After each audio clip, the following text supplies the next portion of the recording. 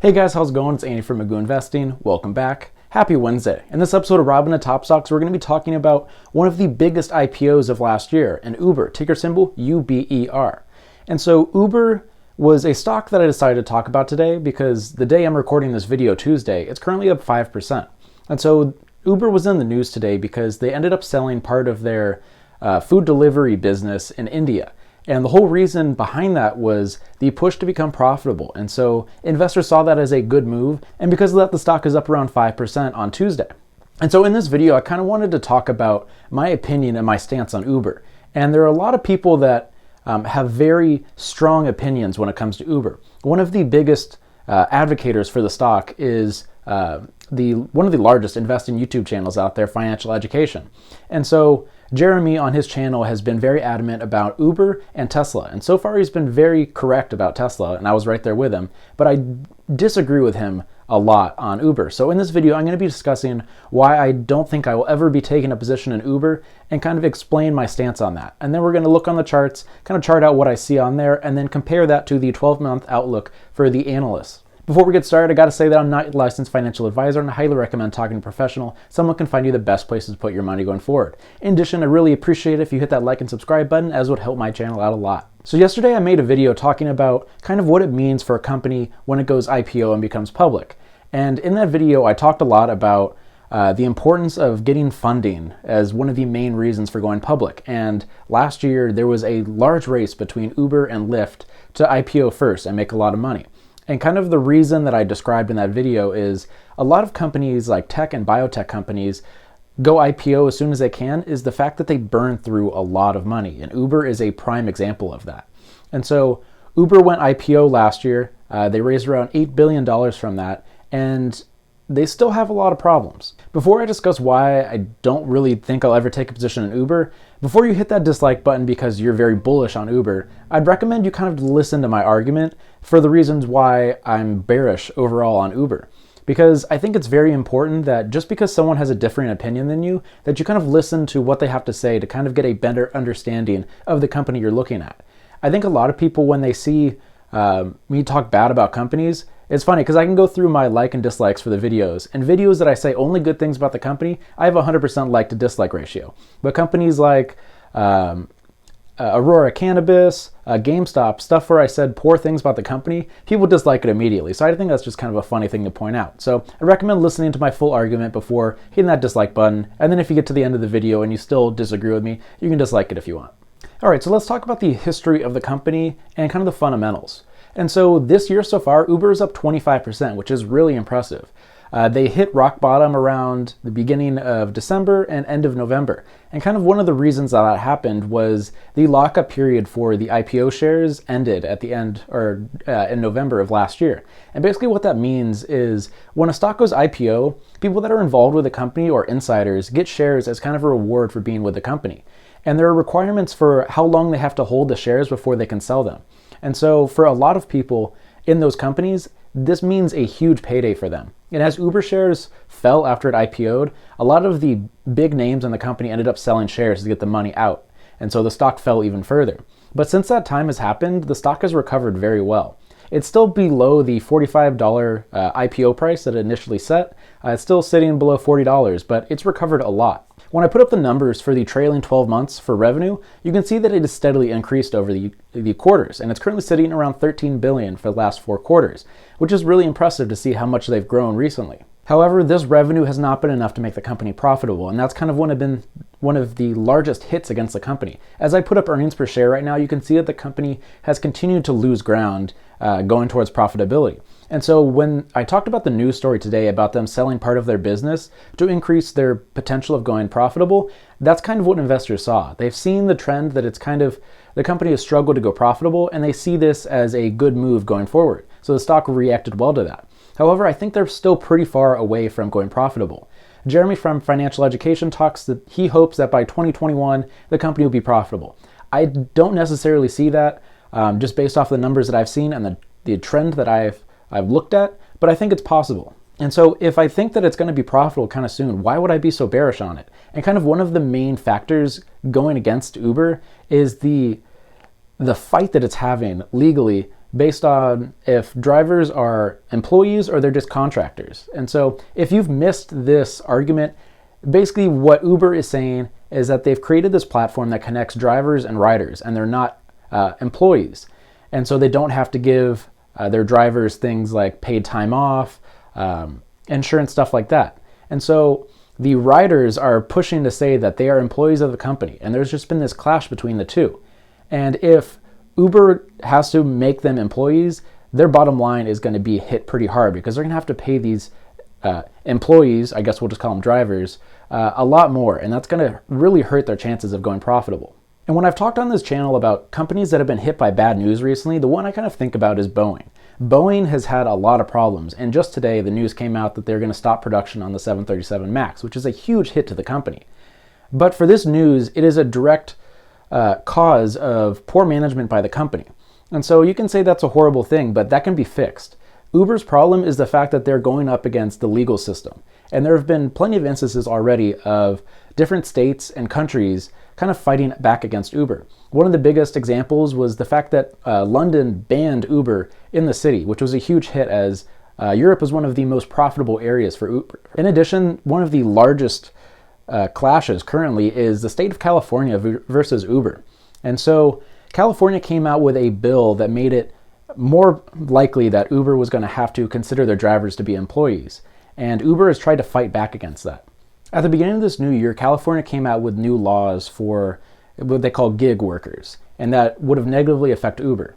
And so Uber has come out and put in more freedom basically to the drivers. One of the things that came out this week actually was the ability for Uber drivers to kind of pick a range on how much their fares are going to go for. And they've been testing this out at some airports in California. And the idea is that since they're not treating their drivers as employees, they should be able to give more flexibility to how much these drivers are being paid. And what does that mean to the company overall? I don't exactly know. The reason I'm so bearish on Uber overall is the fact that most of their problems don't come from the product that they're putting out. When you can look at companies and decide maybe it's poor management, maybe it's their marketing problems, those can be fixed pretty easily. But when you're going up against laws and regulations that would negatively impact your business, I think that's a huge red flag. So as Uber continues to fight to become profitable, they're also fighting a battle against regulations. And I think that's just a battle that maybe they'll win, but I think the risk of them getting negatively impacted by laws is enough to keep me away from the company. Uber is a stock that I believe could be very profitable in the future. However, I think this looming possibility that laws can come out to negatively affect their business is enough to keep me away from the company. And so for people that are taking positions in Uber, I think they just need to understand the risk that they're at. If something comes out that Uber can't directly fix, it's going to be a huge hit to the company. So I think understanding the risk involved with taking a position in something like Uber or Lyft, you need to figure that out before you take a position. I love Uber and Lyft as companies, and I think they're going to continue to be a major part of the daily life of people across the world. However, I think their business model could be potentially hit. Uber is a great example of you can find companies that you absolutely love, but it doesn't mean that you should be taking a position in them. And one of the last videos I talked about Spotify, and if you missed that, I'll put that up right here. But that's one of my most used companies ever, and I love Spotify so much. However, looking at their fundamentals and their profitability, it makes me hesitant in taking a position, and that's kind of the same thing that I see with Uber. So now that I've talked about kind of the fundamentals and kind of the backstory and why I'm bearish on Uber overall, let's go take a look at the charts, and I'll talk about the technical analysis I see for Uber stock. Ticker symbol UBER. All right, so here we are on Robinhood. As you can see, I had a fantastic day, and by fantastic, I mean I made 2 cents as of right now. So market kind of got pulled down by Boeing. Now I'm down a cent because Bitcoin is still being traded, but Boeing pulled the market down, and as a result, my portfolio was pretty flat on the day. But we're not here to talk about my portfolio. We're going to take a look at Uber today, ticker symbol UBER. Currently have it as a 65% buy rating with 122,000 people owning it. So it's one of the more popular stocks on Robinhood.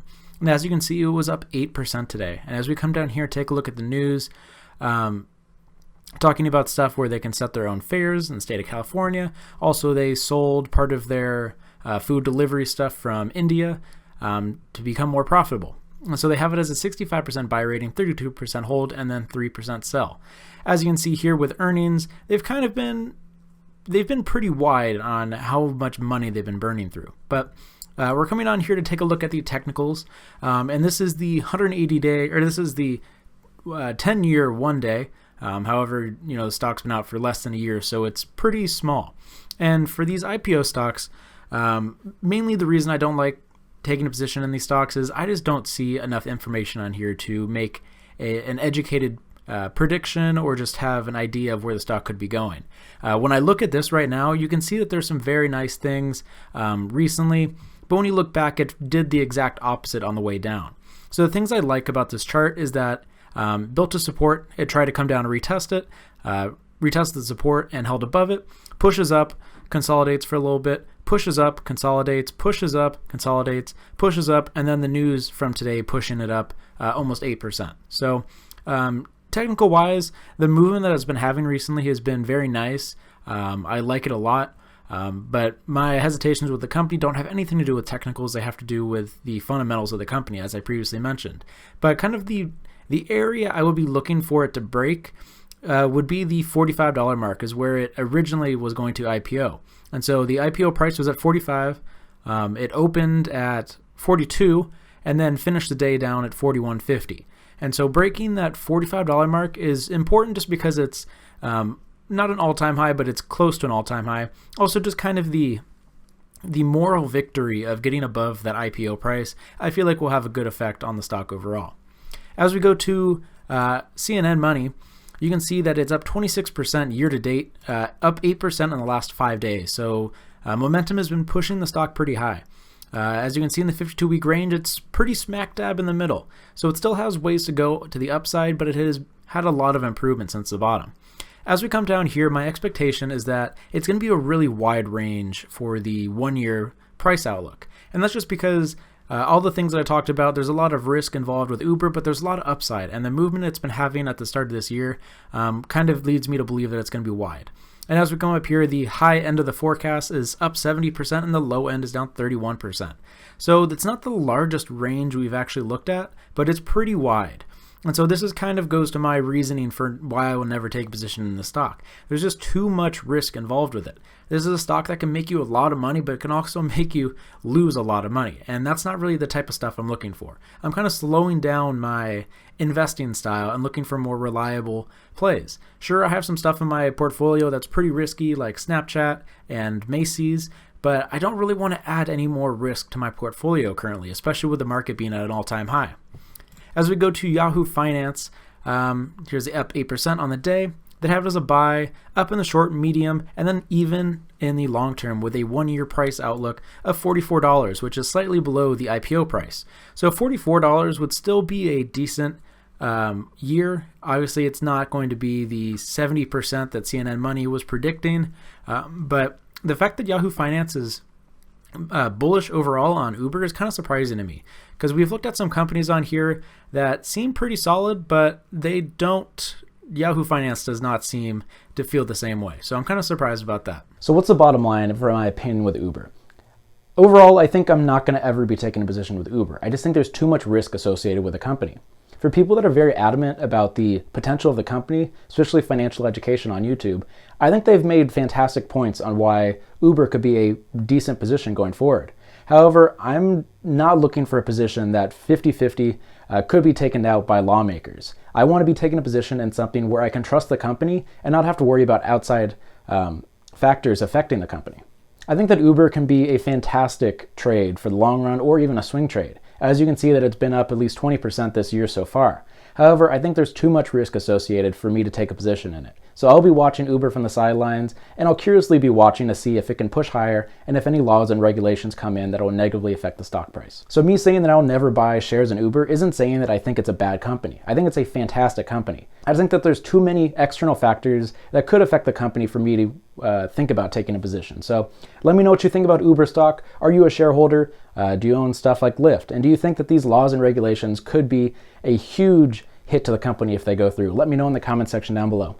Also, if there's a company or just a video idea you'd like me to go over in a future episode, also please leave that in the comment section down below and I'll get to it as soon as I can. Thanks for watching this episode of Robinhood Top Stocks, and I'll see you in the next video. Thanks for watching.